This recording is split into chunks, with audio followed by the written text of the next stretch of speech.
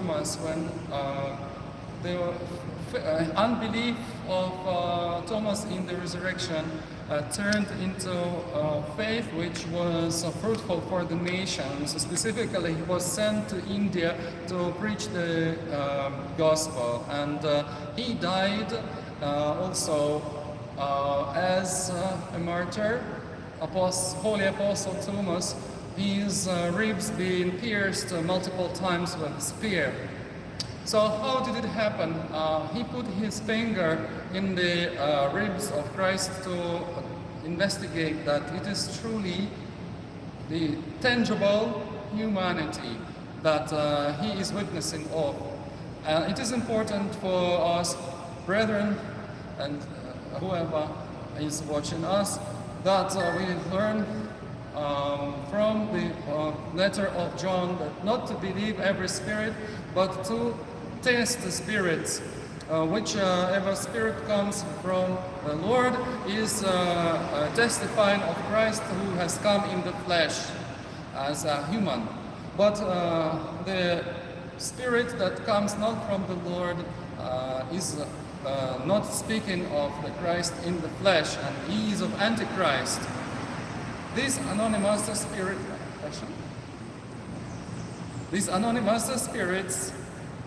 why don't they want us to believe in the incarnation of Christ?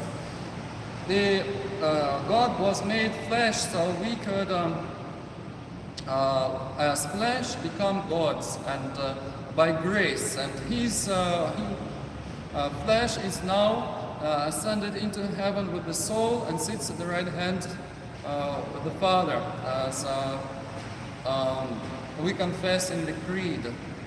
And the same way he is going to come to judge the living and the dead. So his kingdom shall have no end. And the same way we also be around him, hopefully. This is the promise, that how he has lived with us in the flesh, the same way he is going to live with us in the heavenly kingdom that is prepared for us by him, and is already there, and many saints witnessing that as they are in the soul went into the heavenly Jerusalem. But since this is my first time after Easter, I want to greet you with the resurrection of Christ, with a Paschal greeting. Christ is risen. Indeed, he is risen. And because it's the Sunday, which is and the period after Easter, that's even amplified more. Christ is risen. Indeed, he is risen. Yes.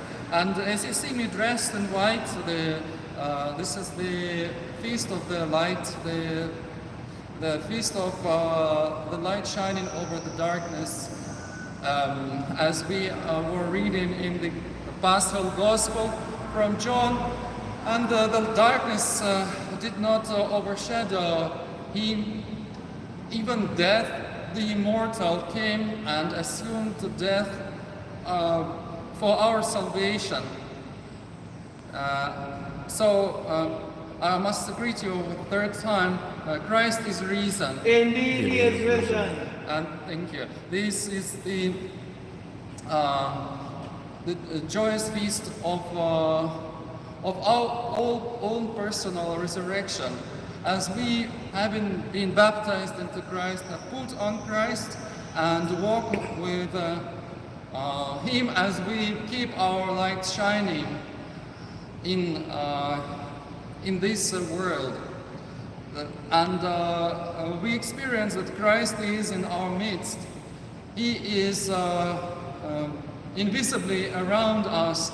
And right now, as we are preparing for the Divine Liturgy, we will have him also being present bodily with us. And this is the Easter, the Great. And we ask during these days, so we will be fully more fully participants and communicants in the day to come. Because without telling a lie, without any deception, he promised to be with us until the end of time. That is why his voice is so nice and so beautiful. When he met Mary Magdalene in the tomb and he addressed her Mary, and the lady first heard the voice of the immortal voice, the voice which will never ever endure death again, as Christ already passed through death and valley of death and went down to the bottom to collect Adam. He has conquered death in his flesh, so his flesh is incorruptible, and it will stay as it is in eternity. As we know that humanity and divinity united, inseparably, undivided, without change and without commingling in his one person. Therefore, his flesh is deified. And that is our calling, that we, being partakers of his divine flesh, also be deified. And that is the gift for everyone, not only for the Christian, but he is going to rise everyone from the dead, because the death has lost its power. God created flesh and the soul in the beginning of creation.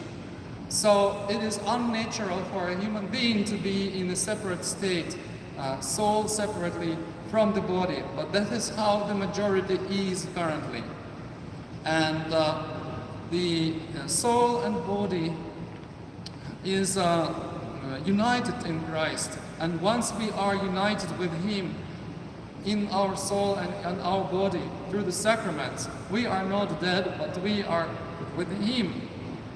And our bodies, even in many cases of the saints, even produce miracles. That is why we have and witness so many things happening around the relics of the saints and the body. So, and that is what happened today at Thomas